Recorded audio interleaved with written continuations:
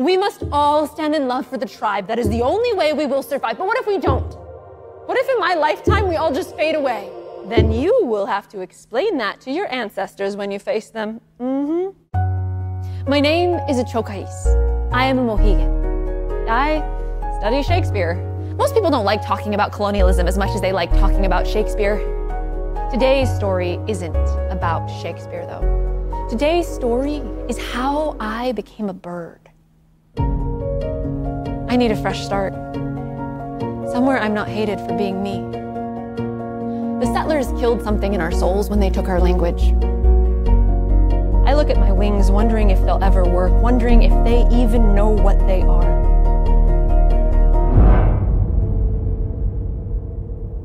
Can someone tell me where I'm going? They don't care about balance, stability, community, peace. They care about women. I've been trying to remember a story. A long time ago, our ancestors told it to us. I think it has to do with where we belong. In the sky, one world might be clear. The closer you get to something, it's always more complicated on the ground. Hello, I'm Tailinh Agoyo, and you're listening to From Here with a View, a We Are the Seeds Philadelphia podcast. We just watched the trailer for Where We Belong by Madeline Sayet. And our special guest here today is Madeline Sayet. Madeline Sayet is a Mohegan theater maker who believes the stories we pass down inform our collective possible futures. She serves as an assistant professor at Arizona State University with the Arizona Center for Medieval and Renaissance Studies, and is the executive director of the Yale Indigenous Performing Arts Program. She has been honored as a Forbes 30 Under 30 in Hollywood and Entertainment, TED Fellow, MIT Media Lab Directors Fellow, National Directing Fellow, Drama League Director in Residence, NCAIED Native American 40 Under 40, and a recipient of the White House Champion of Change Award from President Obama. Her plays include Where We Belong and Up and Down the River. Where We Belong is published by Bloomsbury. It will be available in paperback in August 2022. Welcome, Madeline Sayet. Thank you so much for joining us here today. Thank you for having me. I'm excited to be here, to be able to speak with you. And where are you joining us from? I'm zooming in from my traditional lands in Connecticut. I'm a citizen of the Mohegan tribe, and I'm happy to be here at home for a little bit in between tour stops for the show. So let's talk about Where We Belong. When we first met, it was through your show here at the Philadelphia Theater Company. How did that happen? How did that come to be? And how was it to start the show in the city of Philadelphia? So Where We Belong was originally performed at Shakespeare's Globe in 2019, and it was so vulnerable and scary to do it at that point that it kind of made me physically sick because the events of the play were still so close. And so initially when someone was like, do you want to do this again? I was like, absolutely not. There's no way I'm ever doing this again. But we initially agreed to do like 3 performances at Woolly Mammoth in DC in 2020. But that ultimately ended up being, of course, the year everything went virtual or got canceled due to the pandemic. And so Woolly Mammoth decided instead to release a filmed streaming version. And what that meant was that there was a lot more accessibility to it. Theaters could see it. And it created a kind of hype that led to this national tour because a lot of theaters became interested in the work. But I was really concerned as a Native person who specifically, usually isn't a playwright or performer. Usually I'm a director working with other artists.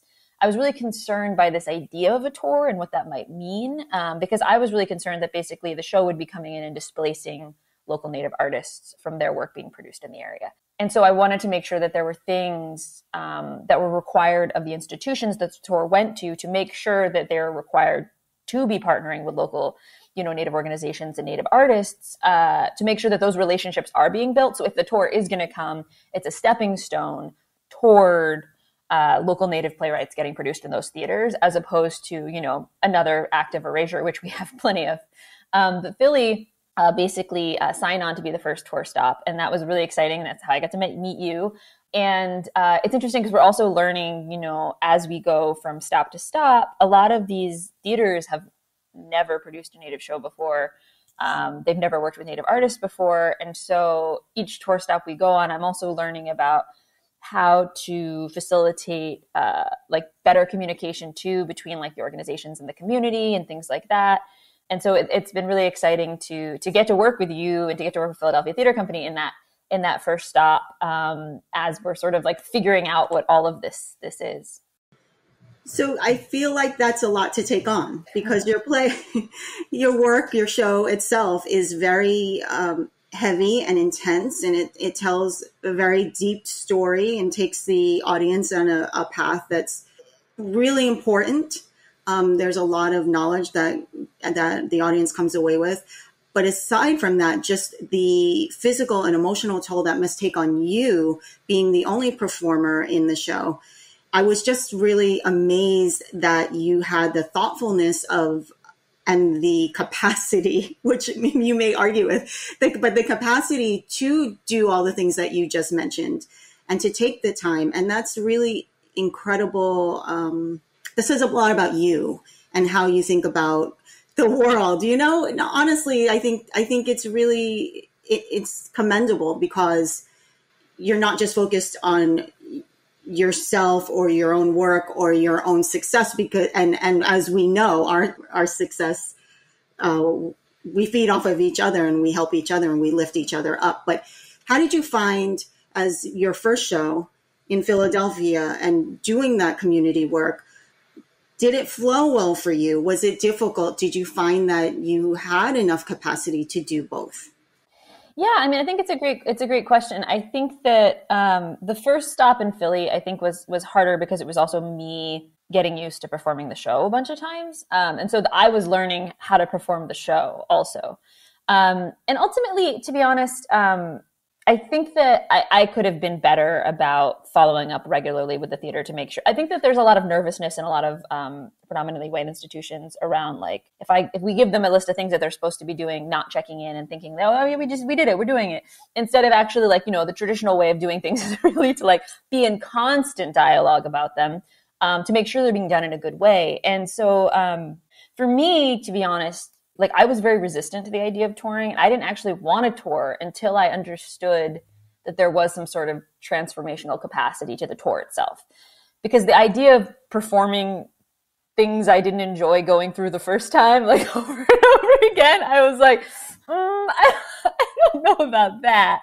But what I really like and what I'm really passionate about, which is why like so much of my work is as a director, is bringing Native artists together and hearing and sharing their stories. And so for me, like the moment of the tour in Philly that suddenly I was like, oh, right, this is why I'm doing the tour, was the moment when we had brilliant Native writers come into that theater space and read their work. And in addition to being inspired by their writing, also I could sense the space shift. Like, that space then suddenly actually became a safer space for me to perform in. It became a space where the people who were showing up were interested and excited about Native stories. I felt like that audience was by far the best audience I had. And part of the reason why, Native audiences get free tickets to the show isn't just because, like, obviously, well, they always should. But anyway, it's a Native play, and, the theaters need to work to partner with folks that they haven't bring to theater. But honestly, for me, the show is so much easier to perform. Even if I haven't been told there's Native people, I can tell physically on stage, like, when there's other Native people there, because it's the difference between, like, there being some people out there where you can sense it's resonating with them versus like a bunch of people kind of watching you as an object trying to figure out, like, what is this girl going through? So, so for me, it's like the things that I actually really value about this process are getting to meet like people doing incredible work, in their communities like you are, and all of these different writers. And I'm actually really excited about going to Chicago, because I think in the case of Philly, I was very not scared. I was nervous about having things too close to the beginning of it, because we were launching tech for the first time. So it was like a longer tech process and more previews in Philly. Whereas this one, everything's more condensed, which means a lot of those events with the community are happening earlier in the run. And that actually is like very exciting to me, because I'm like, oh, I'll be surrounded by other Native people so much sooner, as opposed to feeling like incredibly isolated. the way we were able to organize the community event is that, I suggested, because there's a day where there's a matinee of a reading of Dylan Chitto's incredible play, Pueblo Revolt, and where there's an evening performance of my play. So I was like, oh, let's put the community thing just in between. So it's like people coming to either thing can just come and hang out, as opposed to feeling like we have to try and like gather people separately, which is so hard, So I'm just I'm learning, and I'm trying to figure out like, how do we actually use this tour as an opportunity to continue to build Native theater, as opposed to, like it becoming about me, which I think is like my great fear, because I'm not normally a performer, is that everyone's going to be like just watching me for months at a time, which is a little bit inevitable, but I'm trying not to think about it. Yeah, that's inevitable. I mean, that's the whole point. So for the listeners and viewers who are not familiar with Where We Belong, I'd love for if you could share some background on how it came to be and what the main themes are for you and why it's meaningful for your community. Sure, yeah. So I started writing Where We Belong originally not thinking it was going to be a play, just as something sort of to process some of the things that I was thinking about and going through when I first moved back from the UK in 2018, after having moved there to pursue a PhD in Shakespeare. And it was a really strange moment for me, because it was the first time that I came back to Mohegan and my feet didn't root quite right to the ground. Like, up until then, it was like I always came home to my traditional lands, and it was like, oh, this is where I belong. This is the place of my ancestors. Like, I felt so grounded. And I was thinking about my Mohegan name, which means blackbird. And I was thinking about that perspective and what does it mean to be flying constantly? And how does that change your framing of sort of the world around you? Because at that moment in my life, I'd been constantly in the sky and thinking about things from not just even going back and forth between London and home. And I was trying to figure out what that was. And I was thinking about traditional storytelling and, the act of just a person with an audience, with a community, telling a story and then seeing sort of what that framework would do of just bringing together a couple different moments in my ancestors' histories.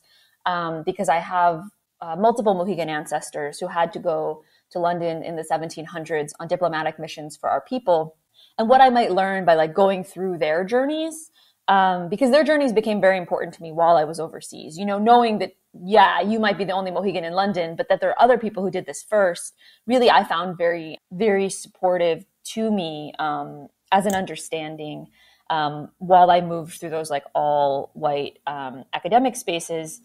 And so I was trying to piece all of this together and piece it together through a bit of this framework of a wolf that becomes a bird. And so there's a lot in the play about the construction of borders and how nations are divided. There's a lot in the play about Shakespeare, about language, about colonialism, about, Mohegan history. And really, it's sort of just woven all together through me and my personal experience, almost as a kind of coming of age story, because I've learned now that when the play is sort of functioning at its best, like the audience can and I can kind of see me grow up, and I kind of inside of it feel myself like growing up as I move through it, which is like really interesting inside of it, because I have to believe what I believed when I was 17 in order for the play to kind of make sense. But yeah, so a lot of the themes of the play are about language.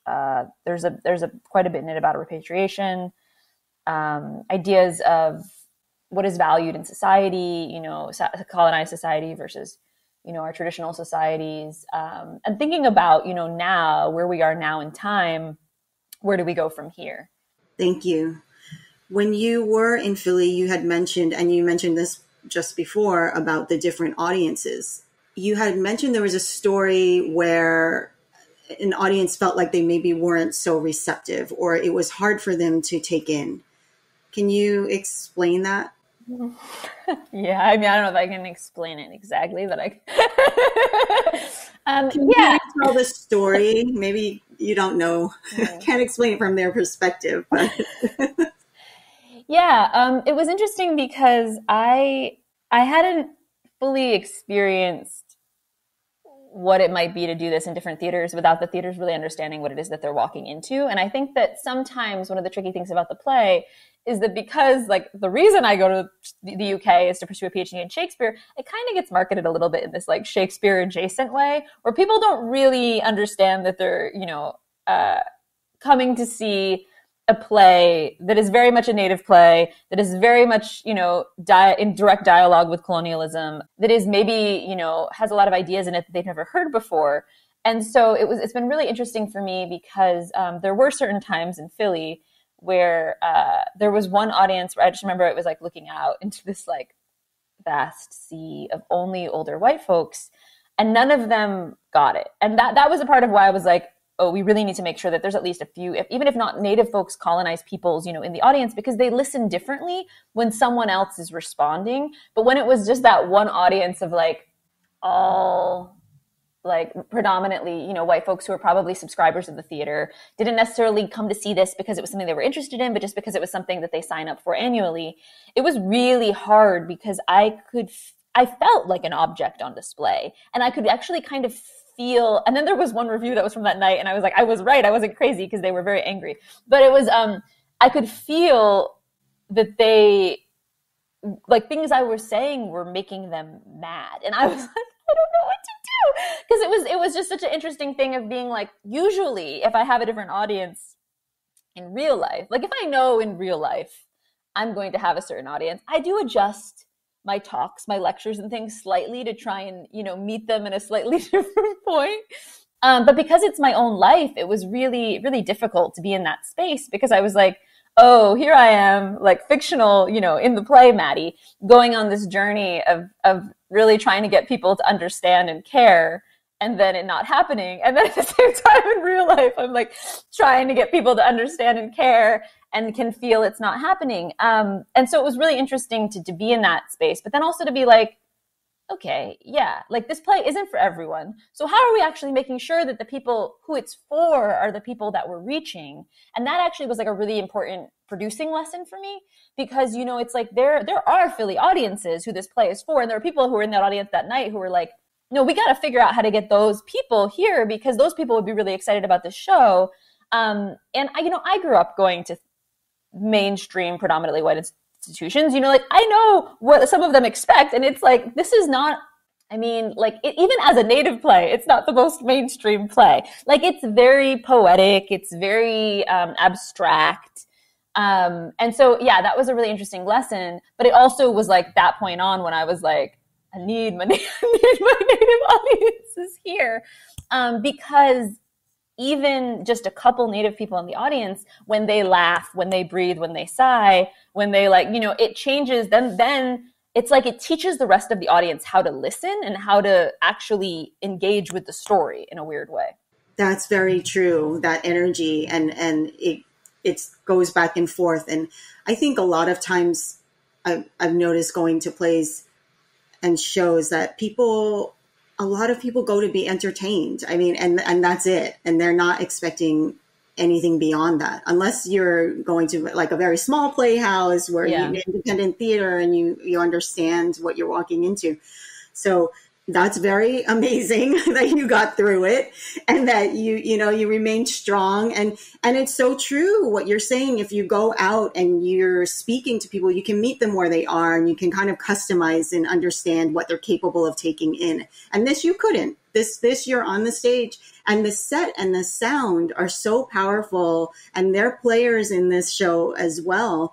And I think there was one scene where it just turned me around. I was just like, whew.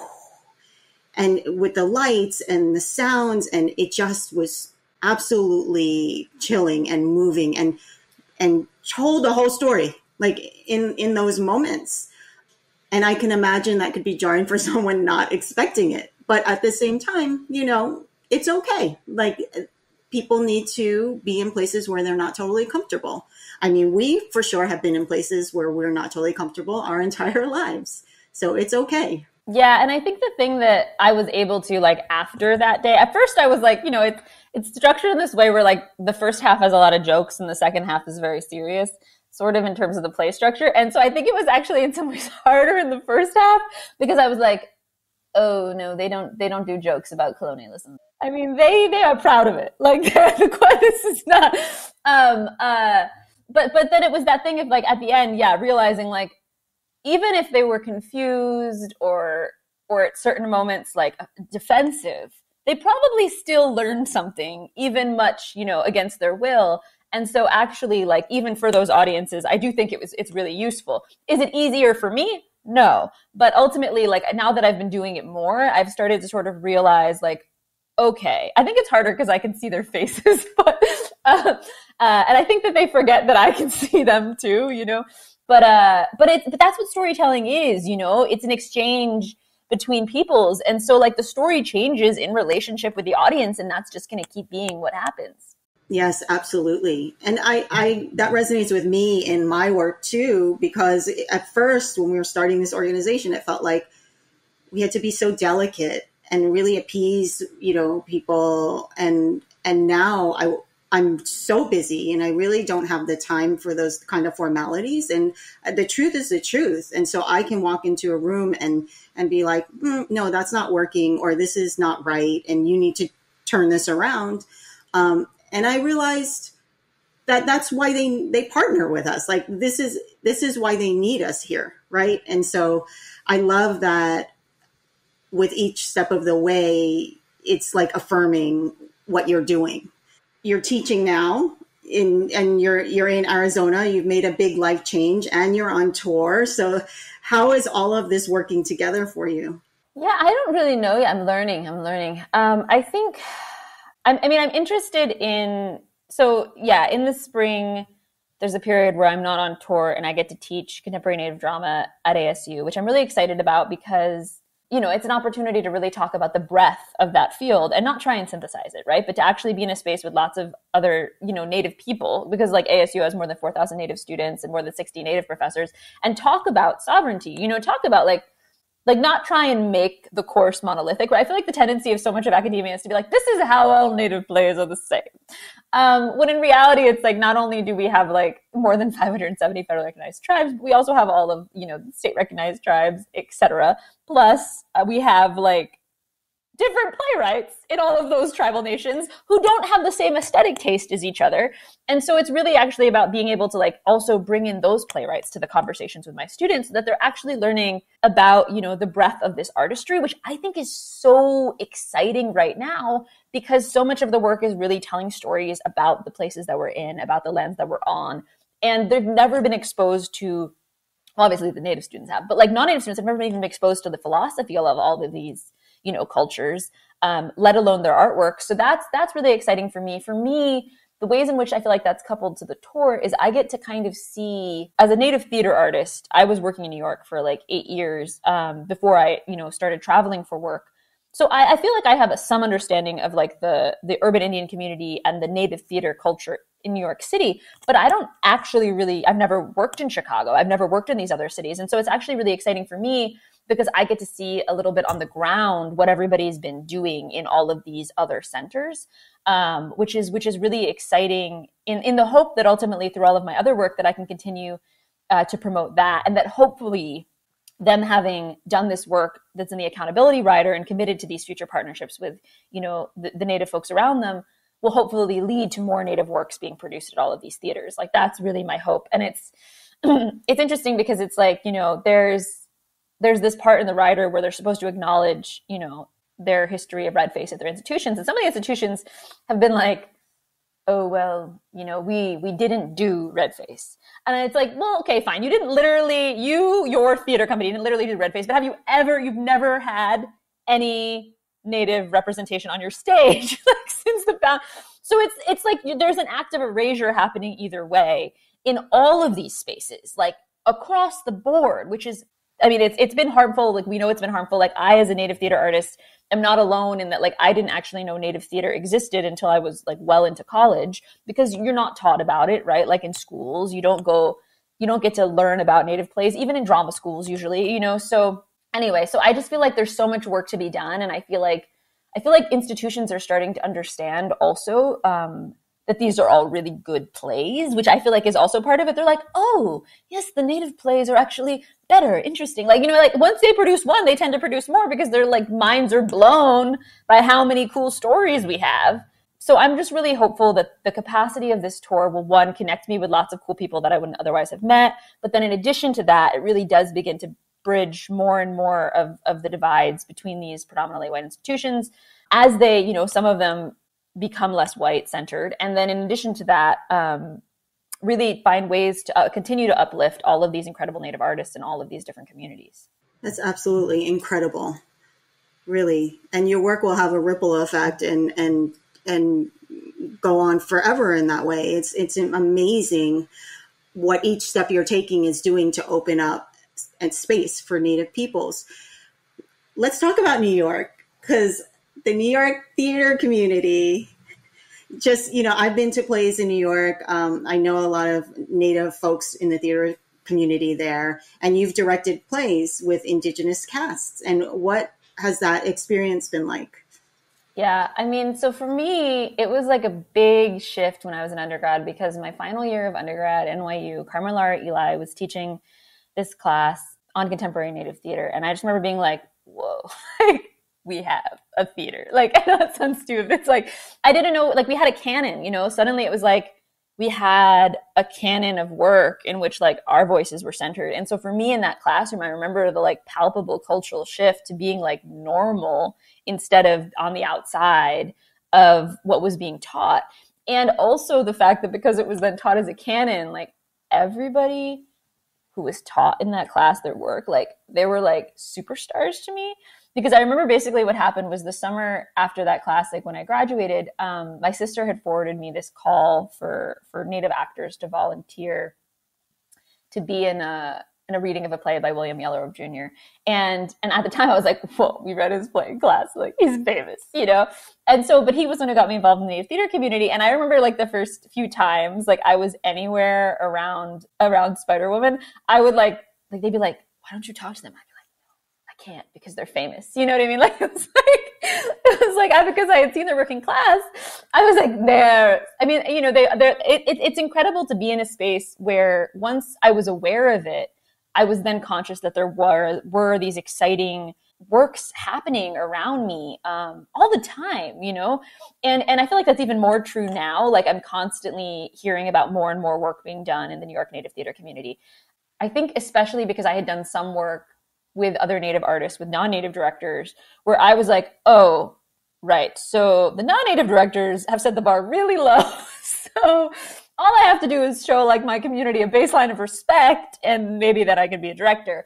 So when I started directing, it really was that thing of just like being able to create a space where the people I cared about, we could all do work that we cared about together. And it was just so healing because it was liberating to not have to worry about non-Native cultural protocols, to be able to be like, oh, we can do things our way, we can prioritize the things that are important to us, was such a liberating way to begin my career as a director, because I feel like so many people, like they start in an MFA program or they start somewhere where they're trying to appease some white, powers that be. But because like my initial work was all in these organizations where it was like the mission was to support Native art, I was like, great. So we do whatever is supporting Native artists. It was just so incredibly liberating in terms of how I actually started to frame how I think about how I behave as an artist. And like through this year's Yale Indigenous Performing Arts Programs Festival, like I can't be everywhere at once anymore. And so like one of the most exciting things for me was being able to be like, oh,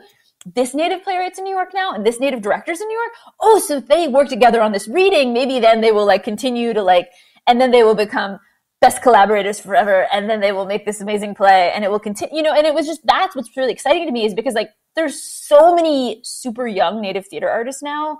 And they're all doing such incredible work. And this legacy that, people like Spider-Woman, like Bill have created, like Hene, like all, these icons have created.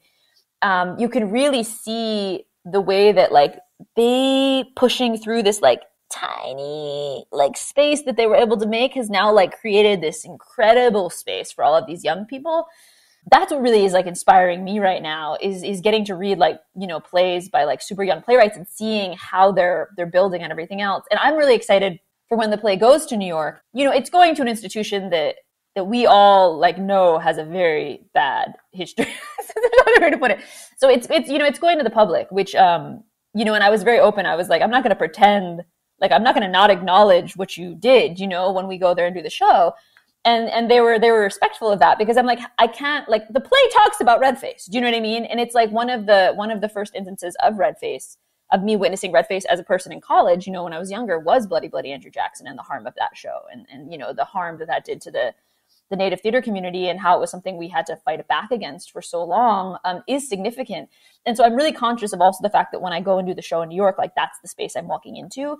And what does it mean to be trying to, like, counter that history as well? And in that space, also acknowledging, the richness of the Native theater community, and that it's not like, oh, suddenly I've popped out of nowhere, right? But that actually, like, I have appeared here at this moment because of all of these people doing this work for so long. I think it's really wonderful that you make all of these acknowledgments and look at the history and what's happening now and how things are shifting and changing.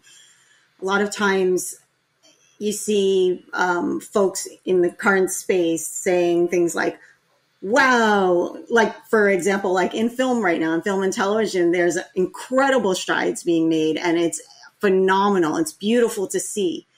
But I don't see a lot of acknowledgement of the people who came before and who carved that space. And like you said, like we're in this tiny, I loved how you did that, because you could feel it. That's exactly what it was like. It was like so confining. And people had to, like, push.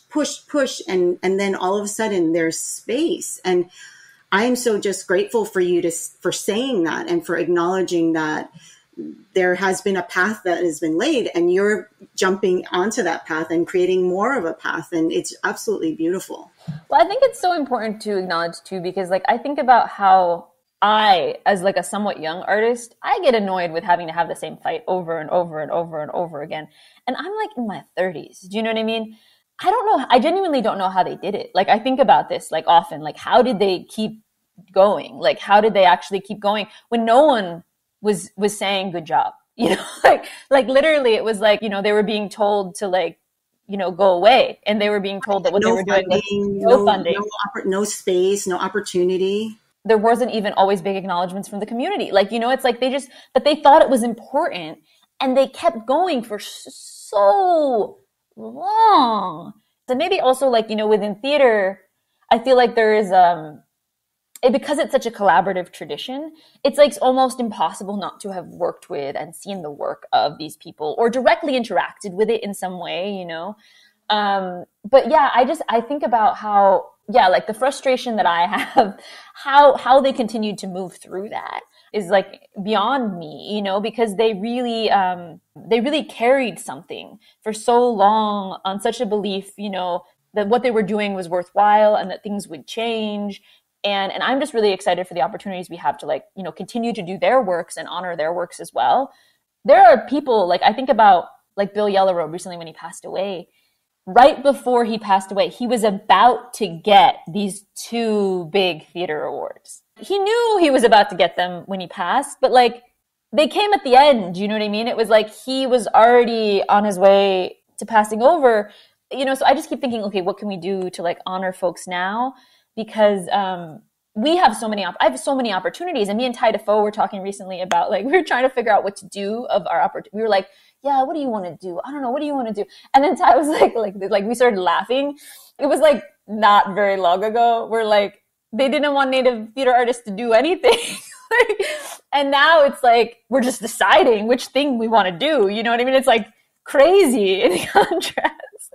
Yeah, it's quite a shift. Definitely. So you're home now. You're in your homelands. What are the good things? The good things, yeah. Yeah. I mean, the good things, yeah. I mean, seeing family, honestly, right now just is good. And also I'm working on projects, to be honest. I would like to pretend like but there's a project that's for Longwharf, that's, like, a co-commissioning project with a couple other Mohegan artists and a Pequot artist called Stories of the Land that I'm working on, where we're like looking at stories that the land wants to tell, basically. What are the stories of this place, but, like, specifically not of necessarily the people, but actually of the place. And our, ongoing relationship with the place. It looks like Longwharf is potentially going to do a reading of another Mohegan play that's not by me, which is exciting. So I'm really interested in figuring out how to continue to make sure that, like, for example, with that partnership, that me not being in Connecticut anymore doesn't mean that they don't work with Native people. You know what I mean? So how do I make sure that I'm introducing them to other people so that there's no reason for that? But so I'm really kind of focused on that right now. But if it was up to me, what I would probably be doing today is going to hang out on the river and then driving to Sly Fox to go eat Sherry's cooking. But I'm not. I'm not doing that. I'm like, you need to tell me about some food. I have to hear about what you're eating.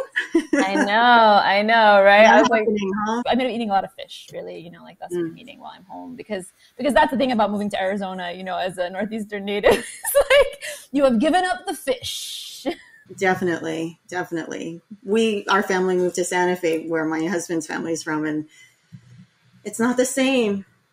Well, I'm glad you have the chance to be home. You sound like you're on a whirlwind life, doing incredible things, and I'm just grateful that you've made the space to talk to us today. I'm so honored that you reached out in Philly and that we made that connection, and I'm thankful for all the work that you do.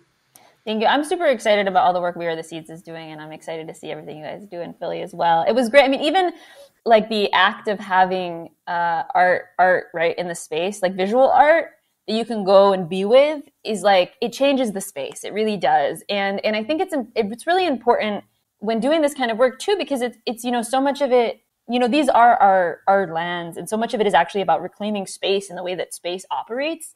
And so when you're in a space, right, that is like so clearly a colonial space, and then there's these acts of reclamation within that, that introduce you to new artists and new artworks, it's really, really, really powerful. So thank you for all of your work.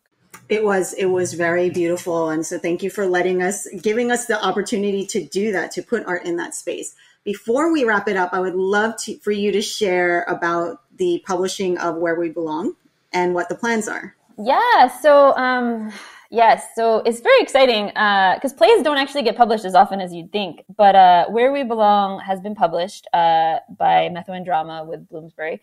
And so it's already out in the UK, and it's available for pre-order through Amazon and Bloomsbury now in the United States, because it comes out, I think, August 25th.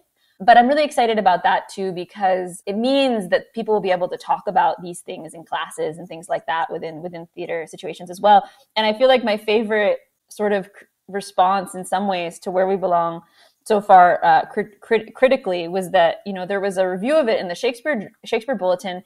They basically had to talk about, language revitalization and repatriation in the Shakespeare Bulletin. And I was like, haha, I felt like I had won, because I was like, great, now they're talking about all these issues that are important to me in this other context. And so that's what I'm hoping it allows space for. And I'm also hoping it just allows space for, people to question things and to engage with things in a way that they might not be able to if they hadn't been able to access the text. So that's incredible. You've got it. You did it. Aha. Madeline Sayet, it's been wonderful talking to you. Thank you so much for being here with us today. Thank you. You've been listening to From Here with a View, a We Are the Seeds Philadelphia podcast. Thank you for joining us today. From Here with a View, a We Are the Seeds Philadelphia podcast is produced by Michelle St. John with music by Zachariah Julian and original logo art by Jason Weesaw. This podcast is funded in part by Independence Public Media Foundation.